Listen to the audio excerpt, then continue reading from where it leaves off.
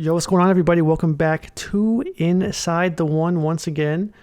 This is probably a day late again, and for that, we apologize. Well, I don't apologize for shit. Jeff, say you're sorry. Guys, I'm sorry. That was my fault. I dropped the ball. My bad. It happens. But yeah, man, make sure if you guys are new here, guys, listen, we see you guys watching the clips. Subscribe to the channel, please. Come on, let's get these subs up. Let's get this growth going. Appreciate everybody for watching. Appreciate everybody for hating on our hot takes. Super hot Keep it takes. coming. Yeah, don't be afraid to leave comments, guys. You're not gonna hurt our feelings. I promise you. We don't care. Okay, we'll talk in the comment section with you guys, whether you're mad at us or not. But today we have the NFC East. We're going to continue our division previews with the NFC East today. We also have to talk about some big news in the NFL, which includes Julio being traded. We talked about that multiple times, but it's finally been completed. And we also have some quarterback news from minicamp, talking about Aaron Rodgers and Deshaun Watson. So exciting stuff. Jeff, you got anything you want to say before we start? No, guys, I mean, I've been looking at the channel. I see you guys actually liking the clips a lot. So thank you guys for actually just watching the clips, and just make sure you hit that sub button for us. Like, I see we had like 83 views on Zach Wilson. So I see you guys like the content. That shows me that you guys like it. So just do us a favor, hit that sub button. It definitely helps us out, support the channel, and just keep up supporting. We appreciate you guys, and I'm ready to get into the juice today. What's your favorite kind of juice, Jeff? I'm a Juice? I'm an apple juice guy, or maybe like a fruit punch. I'm like a fruit punch guy. Yeah, fruit punch. Like, apple juice hits different at like 2 a.m. I like, when you're first thirsty. thing in the morning, it's orange juice for sure. No pulp, just orange juice, no pulp. If you like pulp in your orange juice, you're just weird, bro. That's Yeah. weird. I'm sorry. Yeah. Chunky orange juice? Nah, bro. It's like drinking it's like somebody drank orange juice and then threw up into your cup, and now you're drinking it. Yeah. That's what it feels like in your mouth. But during the day, like that V8 splash, not that like that nasty that nasty V8. I'm talking about like that good V8 splash. That's what tropical Yes, punch. sir. Yes, sir. Yeah, you don't want that nasty fruit juice like the Hawaiian punch and stuff, because that's just pure sugar, bro. You That gotta high get C the all. Hawaiian punch. Well, high C from McDonald's hits different, though. Let's be honest. It does. Like you get a high C with some Sprite. Anyways, we digress. we have to continue our weekly discussion on Aaron Rodgers here. He is officially not showing up to Packers minicamp, and Jordan Love is taking all the first team snaps as we speak. It's crazy. And the Packers could fine him $93,000 for his absences, and if I'm not mistaken, is that every day? I think it's just a one-time I feel fee, like just for is it one time? his absences. I mean, it says if he makes it an excused absence, they will waive the fine. So I don't know if that's just like everything that he's missed up to this point, or just the entirety of minicamp. I'm not sure. If I'm the Packers, Either way, it's a lot of fine. money. I mean, I don't give a shit if you're rich. It's an excused absence for me, bro. I'm not fining. If you have any hope of saving this relationship, you better not fine Aaron Rodgers. That's all I gotta say. You hand him a fine in the mail, you serve him the papers, he's 100% up out of there. But yeah, he's not showing up as expected. People expected that. Yeah. But we're talking about this before the show. It's just, I gotta be honest. He's been in the NFL for how long? 15 years now. Yeah, around there. Not once did I ever think I would see someone like Aaron Rodgers or Tom Brady or Drew Brees or any of those big. I never thought I'd see him hold out ever. Yeah. Like, that's insane that it's come to this point. I've never seen a quarterback hold out at all, really. I mean, it's usually running backs. You got Le'Veon Bell. That's true. You see it, they hold out because usually the team gets the deal done. Because usually they hold out when they want an extension. Yeah. Aaron Rodgers is holding out because he doesn't want to be there anymore. It's a little bit different. Yeah. But usually, like Russell Wilson, I think, missed one day of camp because the extension took too long or something. Somebody did. It might not have been Russell Wilson, but it does happen. But yeah, you're right. Running backs are the ones, because the teams don't want to pay him like that. So they wait as long as possible to sign those deals, because you don't want to pay your running back $90 million. It's not. Yeah. it's usually not worth it. But no, So, you're but with right. quarterbacks, it's always worth it. Yeah, you're right. I mean, he's holding out for a different reason. Like they're when running backs do it, they're betting on themselves to make that kind of money because they think it's worth it. But Rodgers, I mean, he's holding out because he doesn't want to be there. So He I don't just know how doesn't they're want to be gonna there. approach this situation. I don't know how they repair this. I think it's whenever I'm on Twitter, it seems like most of the fan base is already moving on to like, okay, I guess we gotta back our boy Jordan Love. And speaking So of it's almost that, like, he's actually going off in minicamp. Like, yeah. So he had a trash day one, yeah, trash day one. and then Now listen to this social though. media This destroyed is him. day two. Listen to this. So he hits AJ Dillon right sideline for 30 yards, deep to Lazard for 45 yards, deep corner route to Winfrey for 30 yards, another deep sideline to Aaron Jones for 30. So it's just like he's making these Yeah. crazy throws. I mean, I just don't know if it's nice that he's taking advantage of all of this like Aaron Rodgers mystery. He's all like, "Well, this is my time to shine. Let me show what I can do." And maybe win the starting Oh job yeah. anyway. But I mean, hey, He said, like, I was drafted to play quarterback, so I'm always ready, or something like that after practice today. I'm like, good for you, man. Um, but yeah, man, they gotta this decision to trade him or not to trade this can't drag. They've got to decide because it's just only going to get worse. I don't see how it gets any better. I don't see how they win him back. I don't see this. It feels like to me like the like Aaron Rodgers. Like let's talk about like a regular relationship for a second, man and a woman, right? Aaron Rodgers is the girl, and she walked out on you because while she was dating you, she liked somebody else, and now she's dating them. And the Packers are the boyfriend. Like, hey, wait, please come back, but she's already moved on to the new guy that she's been eyeing for the last 3 months. I And you're think just that sitting new here. guy is the Broncos, bro. Yeah, well, it could be. We'll talk about that in a second. But the you're sitting here like doing everything you can, begging on your knees, crying, being a little bitch, and she's just happy frolicking in the flowers with her new man.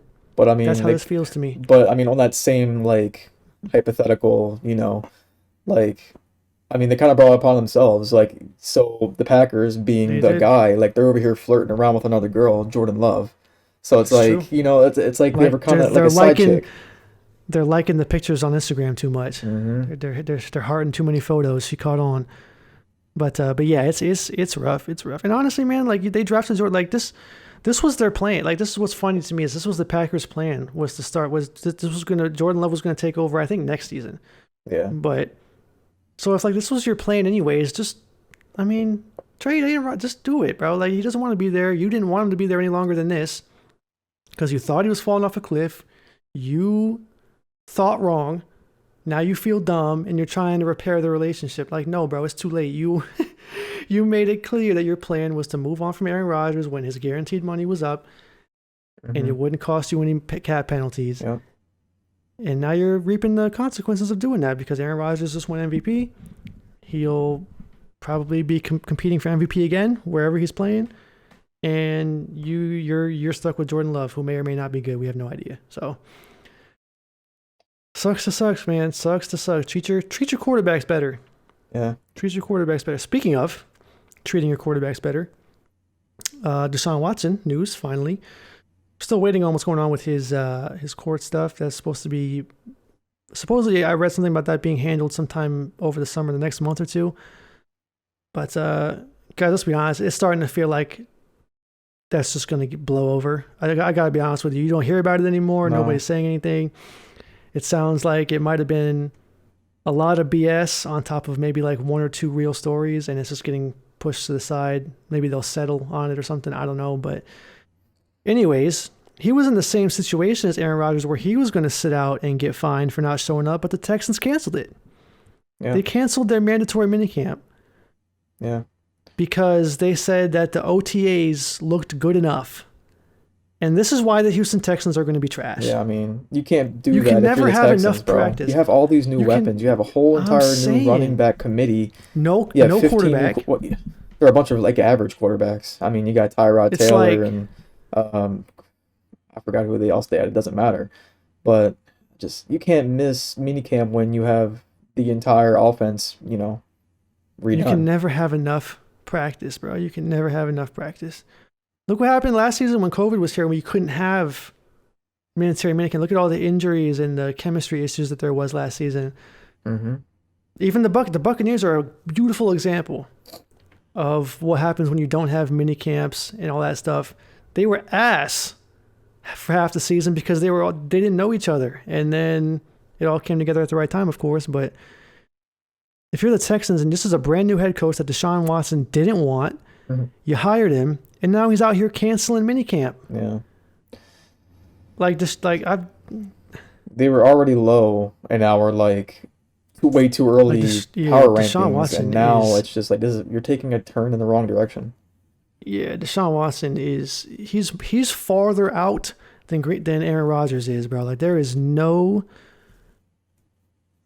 I feel like he hasn't even talked to anyone from the Texans in the last 3 months. No, he's been talking to his lawyer more than the Texans, bro. It's crazy. And also, I'm drawing a blank. Oh, sorry, I drew a blank on who it was from the Kareem Jackson from the Broncos came on a podcast. It was Aqib Talib's podcast. Yeah, I saw that. Yeah.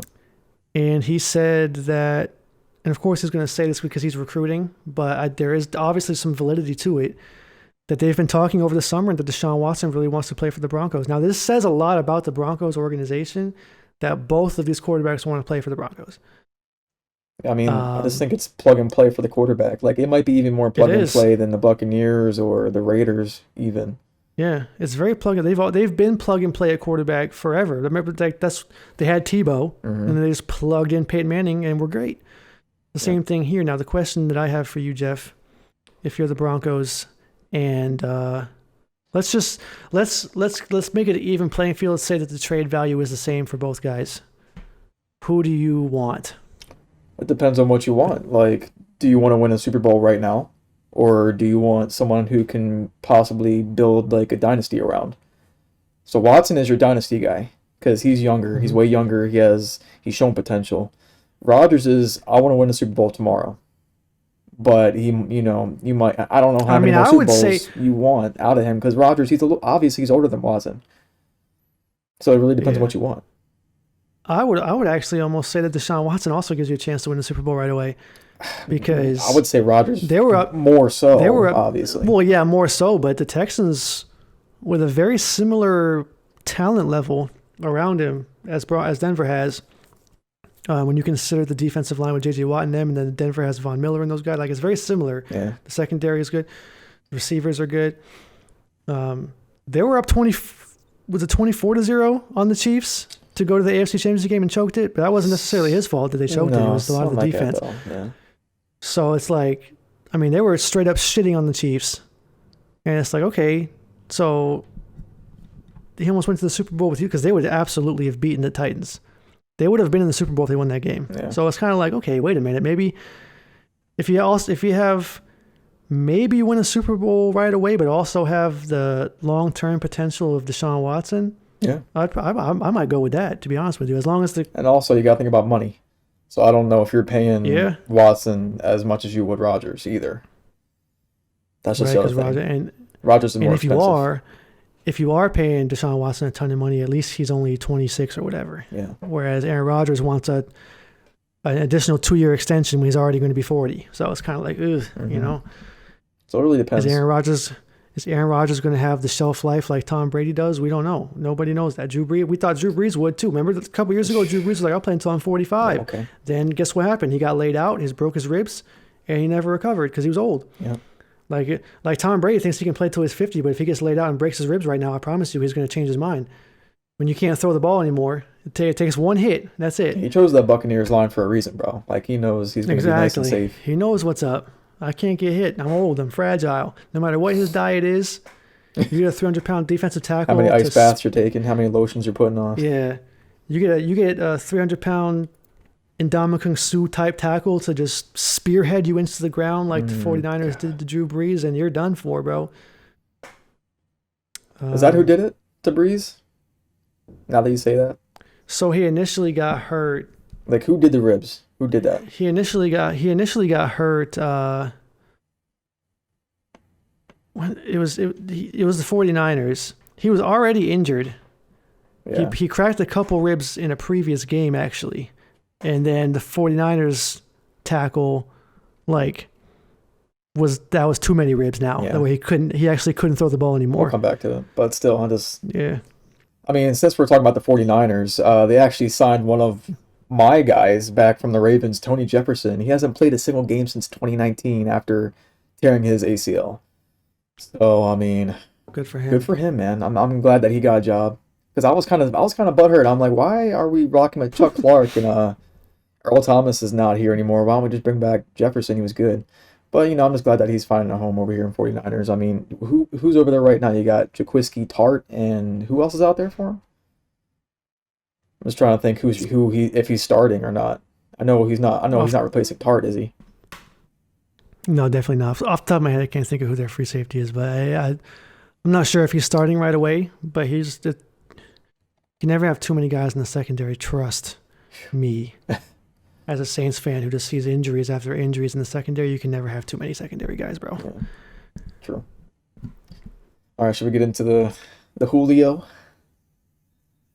Is it time? I suppose we should. I just want to say that I called this one in our podcast. It was also the number one Vegas odds too, but I called this before that. When he first started talking about how he wanted to be traded, I said the Titans were the best fit, and here we go. Before we start into this, guys, if you actually bet your money on this happening, comment below and just tell us how much you made. Like, if you actually listened to the Vegas odds we were talking about last week, if you actually did and you made money, let us know. It'd be cool. It'd be cool to share that. That would be funny, yeah. But yeah, you go ahead. You can start with the nice headline. Yeah, so they got that whole, like, I knew this the whole week. The Falcons were like, no, we're looking for a first-round pick. We're looking for a first-round pick. That was a smokescreen, guys. They just wanted to see if anybody would bite on it. No shot they were getting a first-round pick for an aging receiver. But the Falcons got a second and a fourth, which somehow is more than the Texans got for DeAndre Hopkins, but we're not even going to bring that up. Oh, my God, Houston. But you're canceling your mini camp, though. Yeah. God damn it. Anyways. I guess my question about this trade is, like, so now that we know what it took to get him, a second-round pick and a fourth-round pick, why weren't there more people in the market for Julio? Like, are you telling me people value their second-round picks over an all-pro receiver? Or just I wouldn't say that necessarily. Like, I think there's obviously financial reasons. I mean, $15K. Not K. $15 million. I get you're picking up the contract, but I'm just still. Yeah, so there's only a handful of teams that could even take on $15 million. That's the first thing, because free agency has already been done. So you heard what they did with the Titans, right? Like, they got Tannehill to restructure his contract, freeing up what Julio was going to get paid. He freed up $18 million, so that alone paid for Julio. Yeah. So you're telling me no other teams couldn't have done the same thing? I'm sure they got a phone call from like 28 different teams, but they were very adamant that they were going to trade him where he said he wanted to go. Yeah. And that's why. So I'm pretty sure that every team was called. I'm pretty sure even the Saints called, knowing they were going to get hung up on. But shit, the Bucs probably called too. But at the end of the day, they were like, Julio, where do you want to go? We can get our second round pick from any of these teams. So which one do you want? And he wanted to go to the Titans. So, and I can't blame him because you got to try less hard over there. You got Derrick Henry running the ball. You got A.J. Brown getting open. Yep. You don't got to get 1,500 yards every season for your team to even win 5 games like you do with the Falcons. You don't have to be the best player on the field. And when you're 33 years old or whatever, you don't want to be the best player on the field. You just want to be good. That's it. Yeah. And you got Tannehill, who is super disrespected in NFL fans circles. He puts up amazing numbers since he became the starter for Tennessee. And people just don't understand that because, it's just Derrick Henry. Well, guess what? Derrick Henry being great has helped Ryan Tannehill also be fantastic. So they lean on each other because you can't necessarily fall for the play action to stop Derrick Henry because you got Tannehill back there slinging to now A.J. Brown and Julio. Yeah.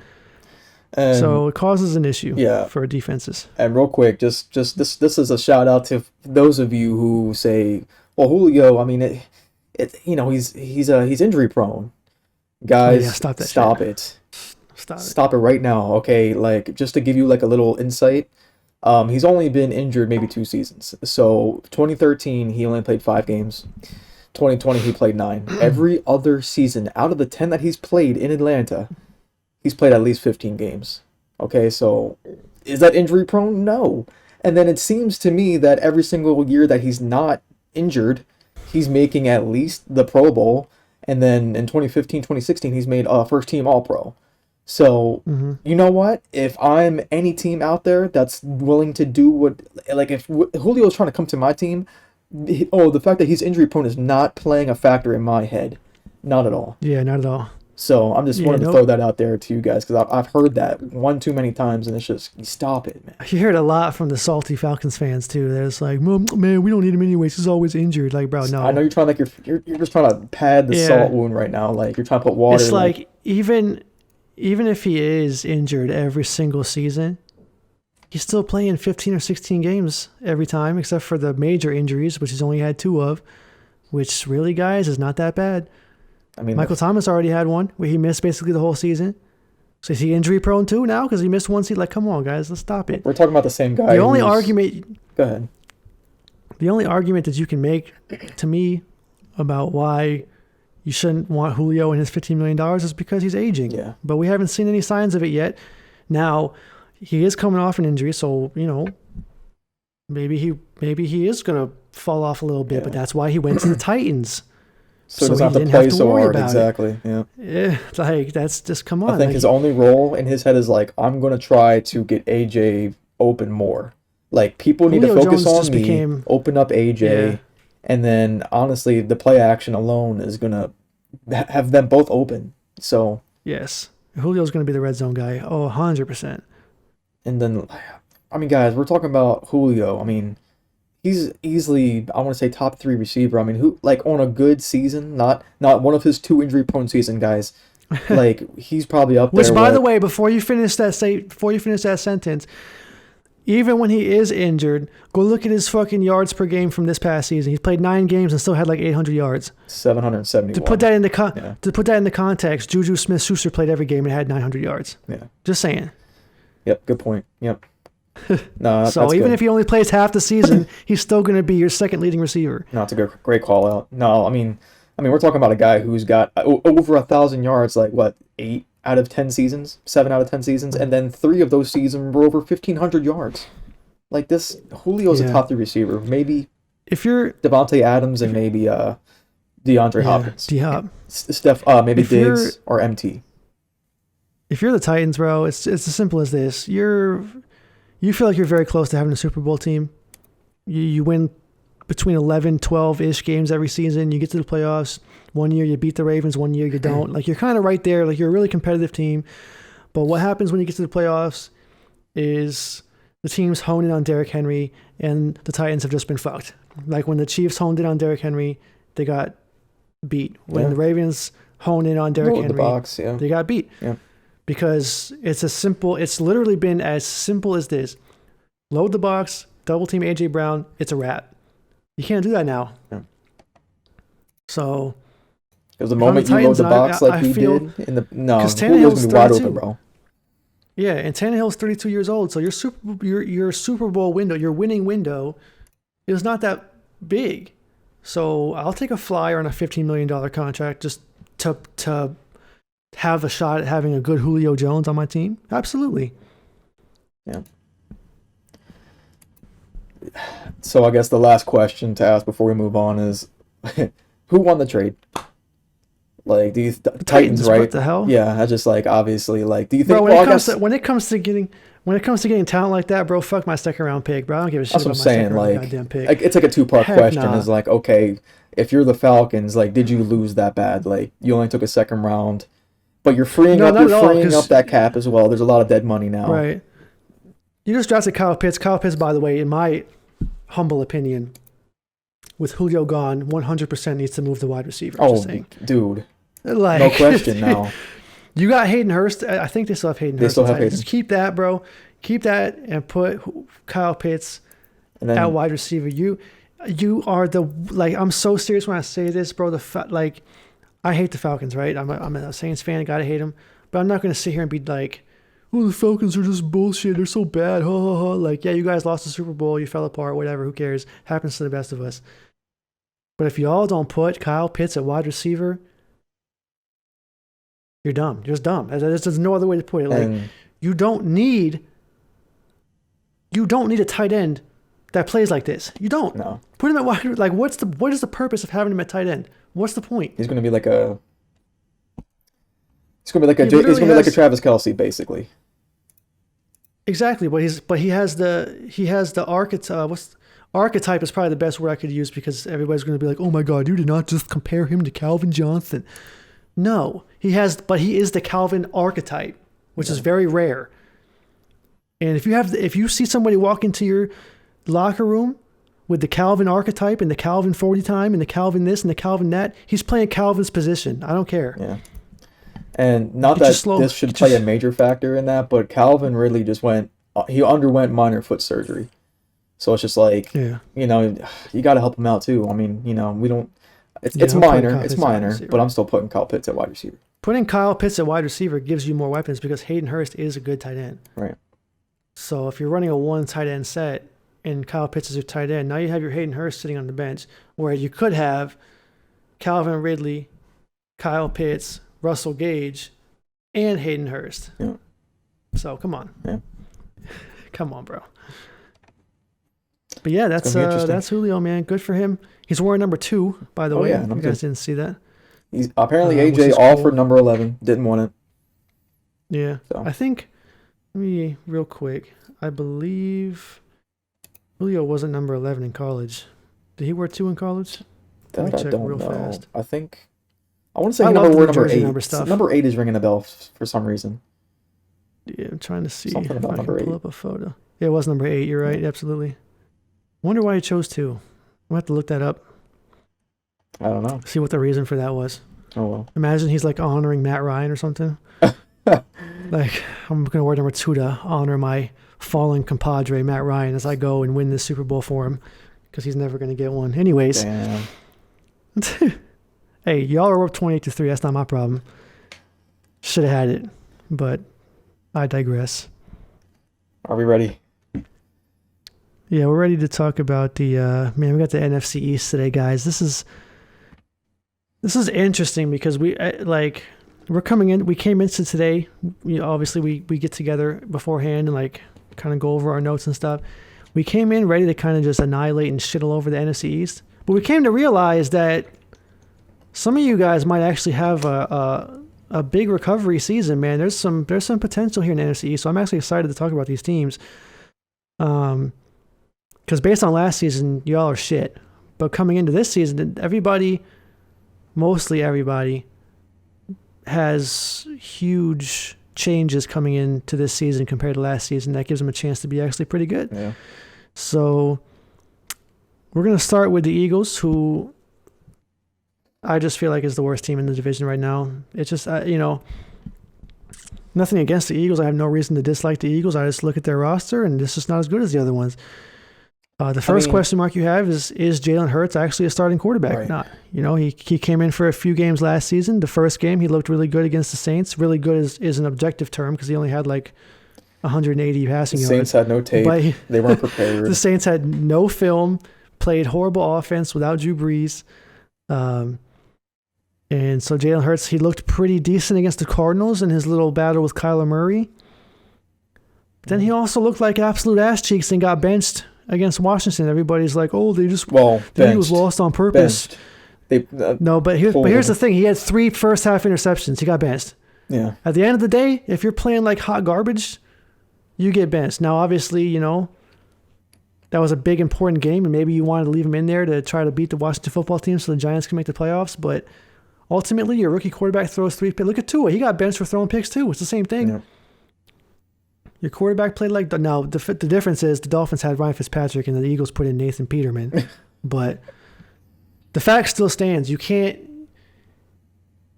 Like there's a certain level of discipline you have to have in the NFL when you're a coach, and like you can't just allow your rookie quarterback to throw 3 interceptions in the first half and think it's okay. I'm going to keep my job.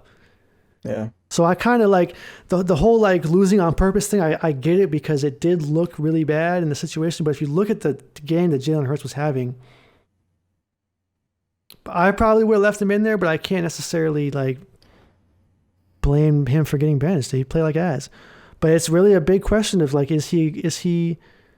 First of all, are the Eagles going to believe in Jalen Hurts? Because it seems like with the Eagles, every time it just depends on if they believe in their quarterback or not. Because they didn't believe in Carson Wentz, they did believe in Nick Foles, and you could see the difference. Like the moment they put in Joe Flacco over Jalen Hurts, like might be one of my favorite games I'm going to see. But you know, I mean, just in general, like you have to rob Jalen. You know, like you let go Carson Wentz, bro. Yeah. But I mean, it's also a good thing that like if he's ever going to turn around and show that he's the guy, it's going to be this season with Devonta Smith because of that Alabama connection they got. Like, that's true. That has to be. The biggest thing with him is that he's his legs. He's very, very good with his legs. Not necessarily that he's a running quarterback. He's just very good at buying time. When he played against the Saints, you guys know the Saints have, well, last year they had, I don't know if they still have, but with Trey Hendrickson, then they had arguably the best pass rush, one of the top pass rushes in the whole league. Mm-hmm. And he was running away from it. Like Cam Jordan would come through, and he would just run away. And so that's a good skill to have, pocket awareness, stuff like that. He didn't take too many terrible sacks. Yeah, I mean, he didn't throw that many terrible picks. They're supposed to be top number 4 in defense, and he was able to. Saints were playing. In that game, the Saints. I mean, losing that game cost the Saints the first seed in the NFC. Like they were trying to win that game. Like that was no, Taysom Hill was in. It was just no. They needed to win that game badly, and Jalen Hurts came in there and did what he needed to do in his first game ever. It was very impressive. But he has to continue to improve. If he can be like Kyler Murray, he's going to be fine. He doesn't have to go out there and be Patrick Mahomes, but he's got to be consistent. Kyler Murray is very consistent, and that's what Jalen Hurts has to do. A lot of the fantasy guys are excited about Jalen Hurts, actually. They're like, seeing a lot of stuff. Lamar? Lamar numbers, please? Running quarterback, yes, please. Yeah. But yeah, the Eagles roster on the defense. Do you have the ranks pulled up? So, yeah, I mean, so when we were looking at the Eagles in general, guys, I mean, just in deep, like, they didn't really seem to have any strengths. They were, okay, let me back up. So, out of the entire division, the NFC East, the Eagles had the best offense, but that's not saying a lot. Like, that number, they were 21 ranked. Like, they were the 20. Yeah. So, I mean, it was bad. The entire division was bad at offense, but the Eagles just happened to be the best one. Now, as far as defense goes, Eagles were ranked at number 19. I mean, then you had guys in there, like the Washington football team at number 4. So it's just like, no, they didn't really have a strength. Washington had a strength. So it's just like Giants, they seem to be more defense oriented. So that's why it's just like, maybe that's why they finished at the bottom of the division. They didn't seem to shine in either category. But, I mean, like you're talking about with the weapons here, I mean, there's just a lot of question marks. Like, I know we talked about, like, breakouts last couple weeks ago, and Zach Ertz, for example, like, he is probably the biggest question mark for me. It's like, how do you go from being a top 3 tight end, like, along with Kittle and Kelsey, and now you're just, like, no one cares about you, bro. Like, I know it was Wentz and Ertz. It was like the Z to Z connection. That's what they called it. And I'm just like, all right, so is he only good with Carson Wentz? I don't get it. I mean, is Goddard, is he better than Zach Ertz? I don't know. I'm just saying, like, once upon a time, the Eagles roster weapons looked good. They had Alshon Jeffrey. You had Deshaun Jackson, Zach Ertz. Now it's just like, okay, my best player might be my rookie, Devonta Smith. You know? Yeah. The Eagles roster around Carson Wentz at first, when he got hurt with the MVP season, was good. They had a lot of talent on that team. Right. Now it's kind of like, it's just a middle of the pack team. And you just look at the other rosters in the NFC East, and they just don't look like on paper that they can keep up. But listen, we saw what happened in the NFC last year, and that just anything is possible. Yeah. But on paper, I'd have to say I mean, they're the worst one. They might go like, I don't think they're trash. They might go like, it's 17 games. They might go 6-11 or something like that. Like, they're not the worst team in the NFL at all. They're just not. Oh, God, the NFC East is so annoying. It is. It's just annoying because like you say that they're 6-11. Last year, that could have won them the entire division. So it's just like stuff like that pisses me off. Like a team with only 6 wins should not be. They should not be privileged or they shouldn't even have a chance to go into the playoffs. And it's just whatever. Yeah. Anyway, let's move on to the Cowboys. Now you gotta say what's your record. Oh, my record for the Eagles. I'll say 5 wins. Oof. I'm sorry. I know that Jalen and Devonta Smith. That's really great and all, but I mean, and Kerrigan. I don't know, man. I don't see a whole lot of improvement. I see a lot of like sidesteps. I don't see major improvements, if that makes sense. Yeah. The only major improvement that I've seen is getting that wide receiver, which was like a big duh. But it's like, okay, you went from Jalen Mills to Anthony Harris. And it's just like, I see a lot of sidesteps. Yeah, although Anthony Harris is ranked way higher on PFF's shitty safety rankings than... PFF is trash. We went over that. Than Mills is. I'll say Devonta Smith is, it's a good addition. But, I mean, I don't know. Yeah, and, the other question mark that I forgot to put on the notes is the coach. Nick Sirianni from the Colts, the offensive coordinator. Like, whenever you have a new coach, you just never know what's going to happen. He, offensive coordinator from the Colts. Colts not exactly known for their offense. Colts are not known for dealing with mobile quarterbacks. Yeah, so interesting times. But yeah, I say growing pains this year, 6-11. Maybe you guys get a good draft pick. Devontae Smith, Jalen Hurts developed. The coach does better. And maybe you guys are better next year, but this year I don't see it. Yeah, like it's very rare that you see a rookie make a major impact on a team. Like, I feel like if you're going to look at something to compare, like look at Justin Jefferson and what he did for the Vikings, for example. Oh my gosh! Like he was probably the best rookie wide receiver on paper and stats. But look at the Vikings. Yeah. How do they finish? 9-7 again. So it's just like, you can't expect rookies to come in and be like, dude, we're going to go to the playoffs. It doesn't happen like that.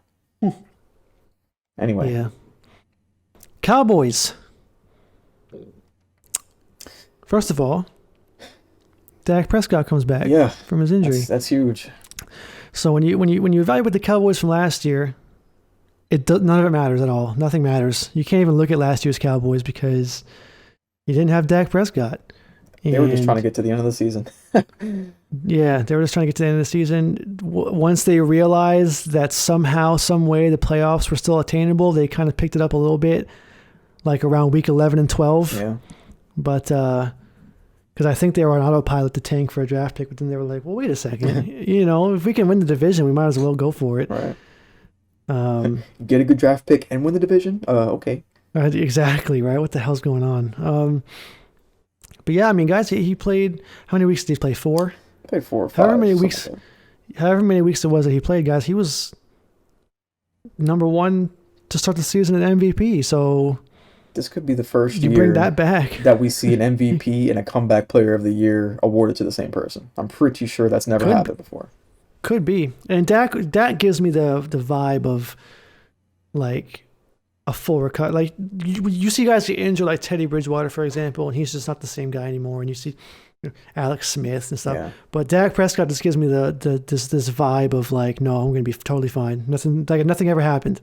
Yeah, I mean, he's going to have to push himself because he just got that huge, massive contract. I mean, it's true. You kind of have to prove that you're worth that money now. I mean, it's unfortunate paid $180 million. Yeah, that's what I'm saying. Like he got paid that after the injury, correct? Exactly. Yeah. So, not the smartest thing by Jerry Jones to pay somebody before you know that they can be that same caliber. But if Jerry Jones, if he sees him coming back full swing like nothing ever happened, then we should too. I mean, I do. Yeah, I don't blame him for paying that at all. I think Dak Prescott's going to be totally fine. It's just this 17-game season. He might hit 5,000 yards this year with the weapons they have. Yeah. So You were Because he talking was going to hit 5,000 yards last year with only 16 games. So exactly, yeah. But no, I want to hear what you got to say about Zeke. He said he lost some weight. Maybe he's gonna wake yeah, up. Zeke's been ass. So like Zeke last year, and even a little bit the year before that, but last year especially, terrible. He looked out of shape, looked like he didn't care. I've seen some OTA images of Zeke. You know, he's always had his stomach showing Yeah, always. in his jersey. He always wears his jersey like that. So you can tell, like it's not pads or anything. Like you can always tell that he's either fat or not. And he just looked like he slimmed down a little bit. Like he's just not as big and clunky. He probably added a little bit of a burst. I think he hears people talking shit about him. I think he does. And I respect his response in trying to get in better shape and play better. We'll see what happens. Because he's supposed to be a top 5 running back, and he just hasn't been for the last couple of years. And there's been a couple small injuries and this and that, but It's like ever since he got that payday, you kind of like, all right, I'm good. if Zeke is even relatively close to his old self, I'm talking like if he can give him like 1,300 yards or something like that, nothing like insane. And then you got Dak coming back, and he's playing like his old self with CeeDee Lamb, who we didn't even really get to see Dak with CeeDee Lamb because CeeDee Lamb started slow a little bit. Like he came on when Andy Dalton came in there and just started like having nobody to throw to. So we get Dak with a full year of CeeDee Lamb, Gallup, and Amari. Who else they got over there? Amari Cooper, that's right. With a healthy Zeke. Yeah, I mean, the on offensive paper, line is they fine. might be the best offense. The offense is outrageous. Yeah. They're up there, like, obviously the Chiefs are the best offense, but they're I'm talking about just in the division here. up there. Oh, yeah. Oh, Yeah. 100%. Absolutely, yeah. 100%. But, I mean... but unfortunately, he has to play defense, too. The opposite. So, bottom 5 last year. They ranked bottom 5, and that had nothing to do with injuries, really. They were just trash. Yeah. Now, obviously, they were on the field a lot because Andy Dalton wasn't very good, but yeah, that's true. Still, damn. Now, the good news is you had a defensive-heavy draft in offseason. I mean, pretty much everything you've done in the offseason has been on defense, which I give Jerry Jones credit for that. Yeah. There was no reason to do anything on offense at all, none whatsoever, so they just spent all their money and draft capital on defense. Yep.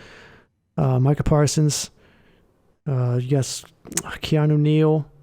Now, here's my question guys. about that, though. Now that we're talking about some Falcons, do you think they're going to bring their old habits from Atlanta over? Probably not. Because you know how, like, the Falcons' secondary was kind of a thing. Well, yeah. I mean, it's better than what they had. Yeah. Cowboys still have, no, they don't. Who would have a corner? Diggs. Diggs came on strong at the end of the year. I don't know. I like Dallas. They drafted a corner in the second round from Kentucky. I can't remember his name. But he was one of the better. He's one of the faster corners. So I don't know. And they had Bouzier, they've done good. and they had Byron Jones, but, you know, a lot of had. Yeah. It's a lot of had, but it'd be like that sometimes. But, yeah, the biggest question for me is I just don't like Mike McCarthy, man. I just don't. Well, I just don't like. I don't think he's the right coach for the Cowboys. No. I just hate seeing him. Even just him on it doesn't look right. You know what I'm saying? Like you look at him and you're just like, that's not it. It's not the right fit. In order for Mike McCarthy to be successful is for someone just to ignore him, like Aaron Rodgers did.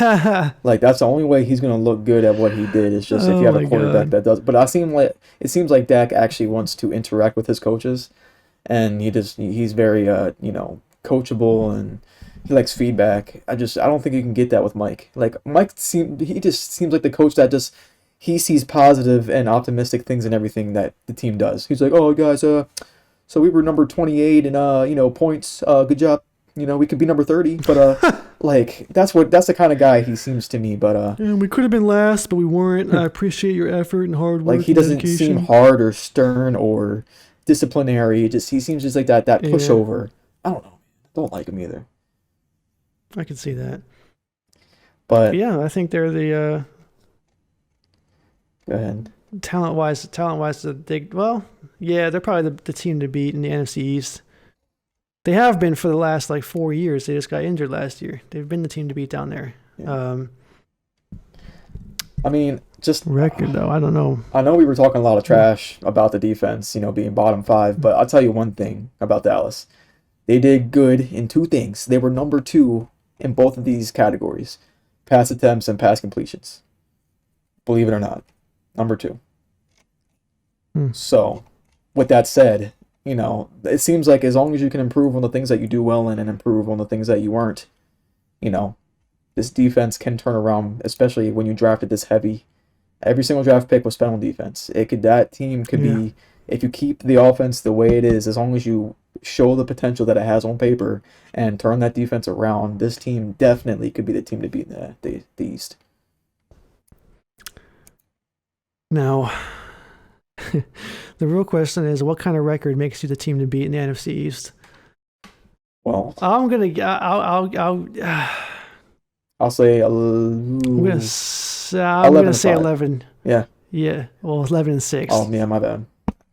Yeah, it's just guys. It's gonna take us a minute to get used to that. Everybody in the world forgets that there's 17. We've been dealing games, with 16 game seasons for my entire our whole livelihood of watching Yeah. football. So give me a minute. Yeah, I say 11-6. That's doable. That's respectable. They're not going to go 8-8 like everybody says. I think they finally. They shouldn't go 8-8. If they go 8-8, but there's a problem. There's a problem. Like it's out of control. So let's move on to the defending champions. WFT Washington. I just don't even feel right saying that. Like that was the most undeserved division. Well, not the most undeserved because we've seen 7-9 win before, but it's just so underwhelming. It's just because wow, this is the division champion. Now I'm sitting here thinking they might finish third this year, but it's like, all right. So Alex Smith retires. Yeah. He came back for his last hurrah. You traded Dwayne Haskins, thank God. Now you have a battle, maybe not really, sort of between Heineke and Fitz. I think it's pretty clear that Fitz is going to start. But the question around Fitz has and always will be, can he play a whole season? Ryan Fitzpatrick with those they'll start 3-0. He'll be averaging 350 a game. Oh, if it's magic. And then he just plays like shit for no reason. Every season this happens. So it's kind of like, okay. I think what they should do personally is take the Miami Dolphins approach. Like, see if Heineke can be that guy. Like, I think, why would you... This is the coach in me talking right here. Like, why would you bring in a guy that just came from a different team and start him over the guy that's been on your team for seasons and definitely played, ball with Tom Brady, bro. He hung in there with Brady, and this kid had some balls on him, bro. I saw that game and it was nuts. They gave Brady probably the hardest fought win of the entire playoff race. I think you should give at least this kid a shot to be a starter, and then see how he does. Have Fitz chill, come in. That's just me thinking reward the people that's been with you first. Then, if it's bad, bring in Fitz. He's ready. Yeah. I don't know. Yeah, I don't know. I have no idea. But what we do know is that they've given whoever the quarterback is some help. Yes, finally. Curtis Samuel, so Terry McLaurin's not by himself. Finally. Decent run game, nothing too crazy, but on top of that, your offense doesn't even matter that much because you only got to score about 17 points because you have number 4 top 5 defense, which has really only added. I mean, I know Kerrigan left, but he's old. I mean, okay, plug in Sweat right where Kerrigan was. Yeah, Montez Sweat, Chase Young, Matt Ioannidis, Jonathan. Guys are good. What's the other? Jonathan Ioannidis, Jonathan Allen, Sweat, Chase Young. Jonathan Allen, yeah. Guys are good, man. So that 4 right there is insane. You added William Jackson in the secondary to go along with what you already had back there. Yeah. Defense is wild. Then the only problem is they drafted defense too. Yeah. I mean, I didn't know who it was. I think it was some linebacker that I haven't heard of, but was that Jamin Davis? Is that who? I think so. Is that the one? I think so. Yeah. I mean, it seems like this team was trying to be pass oriented because I'm looking at the offense. They were number 28 in offense. It seems like what they were pass attempts and pass completions, they were number 9 and 10. So it shows that if they get a run game, going. Kind of build yourself like the Ravens possibly. Maybe this team could be you'll get those 17 points that you need. I don't know if you have Fitz or Heineke back there, I don't know what kind of offense you're going to run. Don't know. And then, I mean, who's going to be your starting running back? He was a rookie last year, right? Oh God, dude, you're asking the wrong guy at this moment. Is Gibson, right? Oh yeah. Jesus Christ. Yeah, couldn't remember. Yes. That's how bad the offensive run game was over there. Okay, the run game was almost, it wasn't really much. But just saying, like, as long as you can keep the defense that good and maybe get a run game, maybe evolve it. I don't know what you guys are working on right now. It's just there's a lot of question marks on the offense. Who's going to be the starter quarterback? Will Terry get open more now that he has Curtis, or will the opposite happen now that everybody's on Terry? Can Curtis be the guy? I don't know. Just get those points. I can see this team giving the Cowboys a run for their money for sure. Yeah, I'm Team Fitz. I think you're biased though, just because you run that Bengals theme team and you just have like that bond. How's that bias, dude? Fit the Taylor Heineke's played one game in his life. I know, but it was a good ass game. Track record. I don't know. I guess it's the guy I want to see more Heineke. Like I'm sure the Washington, they can probably feel where I'm coming from. Like, bro, if he can do that against Tom Brady, what is he going to do against like the teams that don't really, whatever, like the Jets or somebody? You just want to see what he can do. I guess it's just like, just feels like a one-off to me. Like, are you how are you that talented and you just have been out of the league or like a third string your whole career? Like, what were the coaching staff missing in practice? They only put him in the game because everybody was injured. Yeah. You know what I'm saying? They had no interest in state. Honestly, when Ron Rivera wins that game against Tampa Bay, he probably thought they were going to get shit on. He was like, oh, here we go. We got damn Heineke has to start. Oh, God, this is miserable. All right. I'll tell you what. And then like by halftime, he was like, oh, wait a sec. Holy shit. I'll tell you what. Just to make us both happy, what if they kind of like turn Heineke into like a Taysom Hill type? That way he has like some type of role on the offense because he can ball. This kid can ball. It's hard to. A lot of people throw that around like, oh, you could just be like Taysom Hill. It's hard to do that because you have to master like Taysom Hill. It's like I'm trying to think of examples like, Trace McSorley hasn't done anything yet.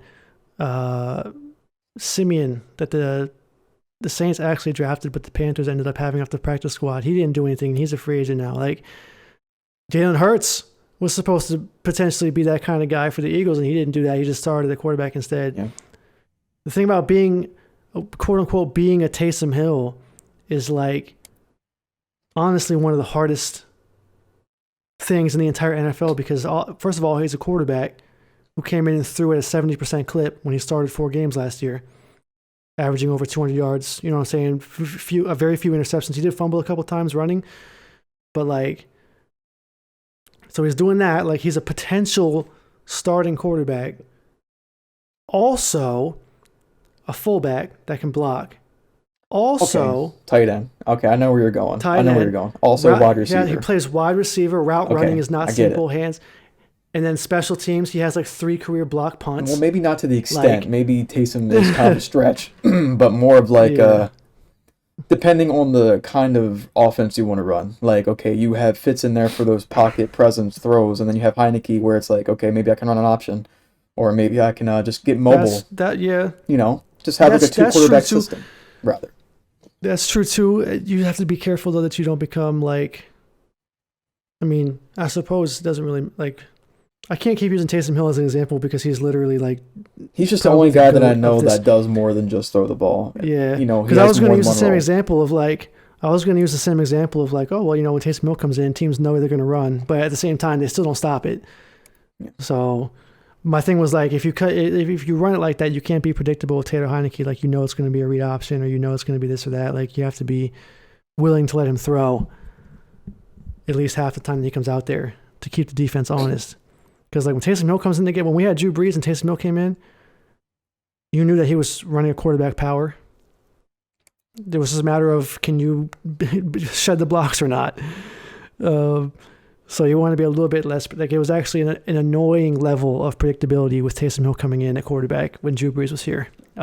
So if you're if you're a team that wants to try that, please be less predictable because it's actually really fucking annoying.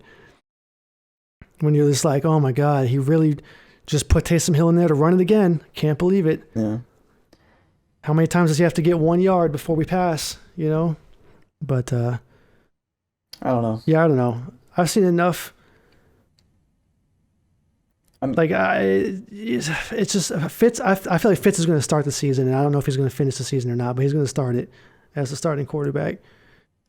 I feel like that's just a given to me. Not that he has to do much anyway. I mean, the defense is a top 5 defense. I mean, the only yeah, this is one of the first times in his career where he just has to come in and manage the game. Yeah. Like he usually he has to go out there and sling. Like the Dolphins is another example where he didn't have to really do crazy numbers passing. But when he was in Tampa Bay, oh my God, he had to throw for 400 yards to win games. Yeah. He had to do that with the Bills. So yeah. He has a chance to play less risky if he can possibly do that this season and just play conservative because the defense got you, bro. Yeah. If Alex Smith can take him to the playoffs and so can Ryan Fitzpatrick, I'll die on that hill.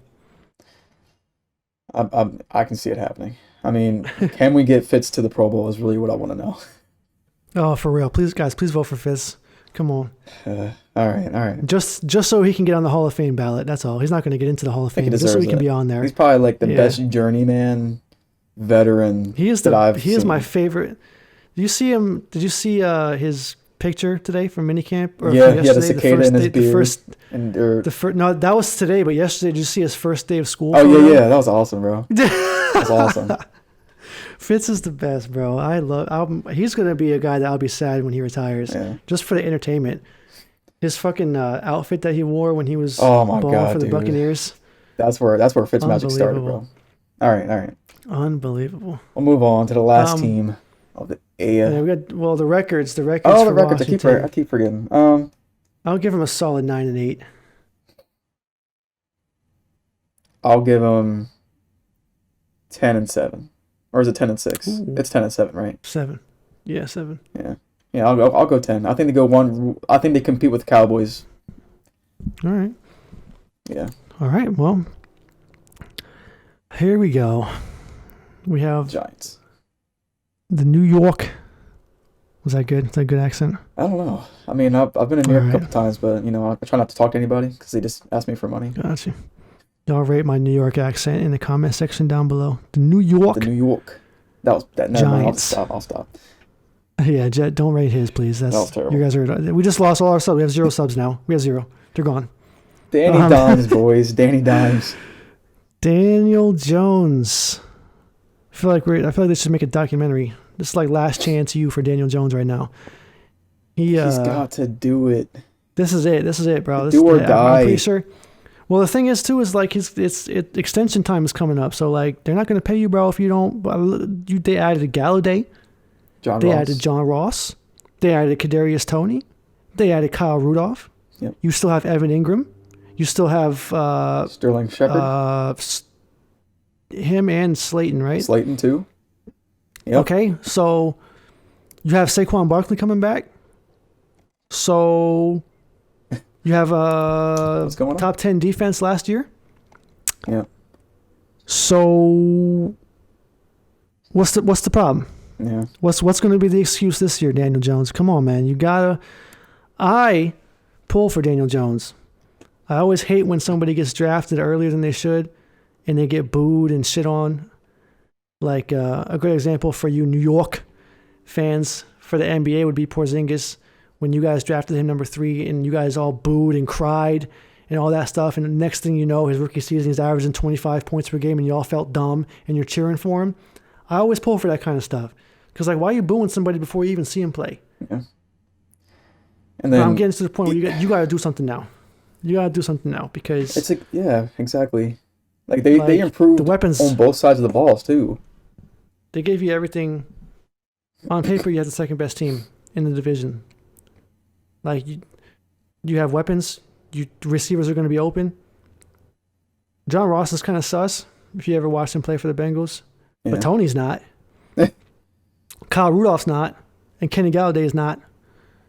So Kenny Galladay got to stay healthy, though. That's a big thing for him. They paid him a lot of money if he keeps getting... That's injury prone, by the way, comment section. You're talking about Julio being injury prone. No. Galladay is injury prone, bro. And he got paid way more than Julio. Got paid way a lot. Jesus Christ. But yeah, man, Daniel Jones, bro. I'm pulling for you so bad, but this is the last year I can do it. If you can't pull it together in 2021, it might be a wrap for you, sir. Yeah. And it's funny too because it's not even that side of the ball. They helped defense. They got Adoree Jackson too. And it seemed like they looked at what they were weak in. They were weak in pass completions, pass attempts. And who do you bring in to kind of diffuse that? Adoree Jackson. So it's just like, well, next season has to be the season. Like, there's no excuses. They were already top 10, and they just like, okay, but why weren't we number 1? Why weren't we number 2? Okay, we completed too many. We allowed too many passes to get completed. Let's add in a really good corner. I don't know. Yeah, Daniel Jones, like, I'm trying to think what would be good enough to keep him as the starting quarterback. I'd say probably like, let me pull up his stats from last season, because I actually didn't think he was the worst in the world last year. I actually thought he was serviceable last year. Let me get the exact numbers up real quick. Like, I think they were number 7 in picks. Yeah, so he had 3,000 yards, 24 touchdowns, and 12 picks, so a 2-to-1 ratio. So with the weapons they have now, I know the offensive line isn't the best, guys, but it's, with the weapons you have, it's kind of like the Bengals. You shouldn't have to worry as much about the offensive line. You should be able to get the ball out quickly with these weapons. I'd say you got to give me at least 3,530 touchdowns with less than 10 picks. If you can't do that, it might be time to move on. Because it's New York, and they don't like to be bad for long up there. They don't like it. And if you talk about a team that could plug and play and win a championship, it could be New York. I mean, Broncos and... Listen, Eli Manning threw a lot of picks, right? He threw a lot of interceptions. Threw some yards and some touchdowns. Threw a lot of picks. But if Eli Manning got to the playoffs, you knew that you were going to the Super Bowl. If the Giants made the playoffs right now, you have no faith in Daniel Jones at all. So you got to just be better, bro. And you can't hold on to the ball so much. You got sacked 38 times last year. That's crazy. 6 times by the Jets, who had no pass rush at all, by the way. The Jets, really? Yeah. So, yeah, your offensive line might not be that great, but it's also on the quarterback when you get sacked 6 times in one game. You're holding on to the ball too long. Yeah. I mean, just improve on, just as long as he steps up, man. Like, they got the weapons. And the fact that the Eagles were better on offense than the Giants with the weapons they've got. I mean, I know they added a lot this offseason, but just in general, they were rocking with Jalen Hurts. You guys were rocking with Danny Dimes. Okay? And you were behind the Eagles. Yeah. It's got it. You guys, it's this season coming up, there's a lot of, like, just got to prove it. Prove that you can compete with the Cowboys and Washington's defense. Yeah, just compete. That's all. Be in range of winning the division with 4 weeks to go, and that's a good season, bro. Like, I'm not gonna sit here and be like, oh, the Giants went 9-8, Daniel Jones sucks, bench him. No, because first of all, if he plays well and the team still sucks, then at least it's not on him. Yeah. I just want Daniel Jones to play well, bro. That's it. I genuinely have tried my best to defend Daniel Jones for like the last 4 years. Or 3 years, however long he's been in the league for. And I can't do it anymore if he doesn't do well this season. I can't. I mean, how can you? I mean, other teams have gotten rid of their quarterbacks for much less. Mm-hmm. So it's just like, why would I? I mean, like, look at Sam Darnold. Like, I don't know if he's better than Danny Dimes, but I'm just saying. Stats, yeah. Sam Darnold played way worse than Daniel Jones had. But, I mean, listen, the Giants got kind of shafted in Week 17. We could have seen Daniel Jones in a playoff atmosphere, and who knows? He would have gone against Tom Brady, and we could have seen something, but didn't happen. And so it's up to him to make sure that it happens this year, man. Go for it. Because like I said, this division, like we sit here and we say the Cowboys are the best team, but like at the end of the day, if last year proved anything, this division's wide open, really. Besides the Eagles. I'm sorry, Eagles fans, you're going to kill me in the comment section. I swear to God. I just don't see it. It is what it is. But the other three teams, maybe not even. I really think the Giants have the second best team. On paper. But I just need Daniel Jones to be better. I need the coaching to be good. Like, the fact that the Giants have top 10 defense, they're not one-dimensional. They're not that far off of Washington's defense, but they, on paper, have a way better far offense. superior offense. Like, we only briefly mentioned it, but Saquon Barkley's coming back. Who's supposed to be a at least top 5 running back. He was, too. That's the thing. I mean, he's drafted number 1 in fantasy. Yeah, most times. Saquon was going God mode before he got injured, bro. So if you get that back there to help out with Daniel Jones too, kind of slow the game down a little bit, just run the ball some. Because they ran the ball pretty well last year with Gallman. Yeah. So the offensive line knows how to run. They might not protect the quarterback very well, but they know how to run. So if they get some help from Saquon, if he's able to recover from his injury, like... I mean, nobody recovers from their injury like Adrian Peterson, but if you can have a similar kind of like, like nothing ever happened type of situation. Close to it at least. Yeah, then the Giants will be fine. I mean, dude, if you can get the defense to stay top 10 and then improve, because again, they added, and then get this offense, just get it clicking with Saquon and the pass game, and Danny Dimes steps up. I can at least see them winning 10 games. I could too. And guys, please, like I know we literally just said that 3 of these teams are going to go over 500. I just want to reiterate that we're going to have an actual power ranking. The week before the preseason, we're actually going to go through every team's schedule and actually predict how many wins they're actually going to have. Right now, we're just basing it on what we have on paper. We're not looking at the schedules. We're not like breaking down their opponents. Yeah, because once we do like an actual win-loss, like we're gonna have to rate every single team and literally say who's gonna beat this person in week 1, who's gonna beat this person in week 2, and then how's that gonna? So we'll have a much more in-depth record analysis. Right now, we're just kind of basing it on the roster. But so yeah, realistically speaking, are 3 of these teams gonna go over 500? Probably not. But on paper, they should though. Not looking at their schedule, just based on the people they have on their team, at least 3 of these teams should be 500 or better. So, yeah, that's it. That is the NFC East for the boys. We've now knocked out 2 divisions with 6 to go, and then we finally get to the preseason. Next week we have the AFC North, Jeffrey. Oh. So Jeff I will not. You know what? I won't be biased. I promise. I know. I say that now. That's cap. But I already know. What our problems are, guys. I promise. But Jeff might carry a little more next week because he's the AFC North guru. Knows everything about the AFC North. So yeah, man. Make sure you guys have liked this podcast. Subscribe if you're new here. And yeah, sorry this was late. It's Jeff's fault. Hashtag blame Jeff in the comments. Hashtag blame Jeff. Yeah, guys, my bad.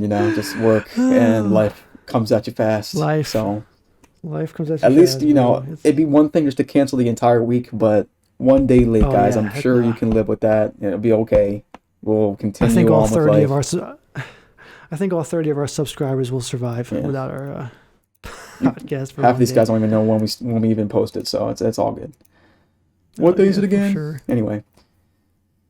But yeah, guys. Guys, I just want to, before we hang up, before we end this, just want to give a quick shout out to Dr. Pepper Zero Sugar. This slaps. Just wanted to say that. I have yet to get one. I love my zero sugar sodas, but this one, bro, this might be the most taste accurate zero sugar soda out of the bunch so far. Over Coke Zero? You're tripping. Mm-hmm. I swear to God, bro. Wait until you taste this, man. Have you tried Sprite Zero? I have. Sprite Zero is kind of hard to not. Sprite is Sprite. You know what I'm saying? Like it's the same lemon lime. It's the same thing. Yeah. I have had Sprite Zero, bro. Dude, zero sugar. So, guys, y'all are gonna be like, "Oh, there's chemicals that are bad." I don't care, bro. There's no calories, no sugar. That's all I care about. Okay, it doesn't make me fat. All right. But therefore, aspartame, bro, cancerous. Yeah, aspartame. Oh, cancer. Well, you know what, dude? Whatever. If I'm gonna get cancer, I'm gonna get it from something I enjoy, like zero sugar soda. You know what I mean? But yeah, man, give it a try, bro. Regular soda is really bad for you, so this is at least a little bit less bad. Yeah. Just saying. Nothing's better than just water, though. But I have a extreme craving for fizzy drinks, and so this helps, and it helps your sweet tooth too, without having any sugar. Anyways, sponsor us. And if you don't like brown sugar cinnamon Pop-Tarts, you can just unsubscribe right now. If you made it this far in the podcast, lost one already. You know who you if are. You make it this far in the podcast and you don't like brown sugar cinnamon, I don't know what to tell you. But yeah, man, like, comment, subscribe. Anything from you, Jeff? No, guys. Like I said at the beginning, just thank you guys for your support up to this point. New channel, just needs a lot of support. Guys, if those of you that are enjoying the content, let us know what you like. I mean, we love your takes. Obviously, you love our takes because you guys are shitting on them sometimes. But yeah, I know we do appreciate you guys interacting. It definitely lets the channel actually work, I guess, lack of a better word. But yeah, no, guys, we learn a lot. Yeah, we actually get to, when you guys say something about one of our takes, it kind of makes us go back and look something over, and we're just like, okay, well, maybe we were a little bit too harsh, or maybe we looked at a little bit too highly, and we do appreciate that. It kind of makes us better analytics. So yeah, guys, we really appreciate it, and hit the sub button for sure. You guys are viewing it, just hit it's right there. It's real quick, 5 seconds, click, and then that's pretty much it. That's all I got. Thank you, guys. Yeah, absolutely. We go back, we learn, and what we learned from this past week is that Tua Tagovailoa fans are the most sensitive fans in the NFL. And with that being said, that's going to be the end of the episode. We'll catch you next week. Peace.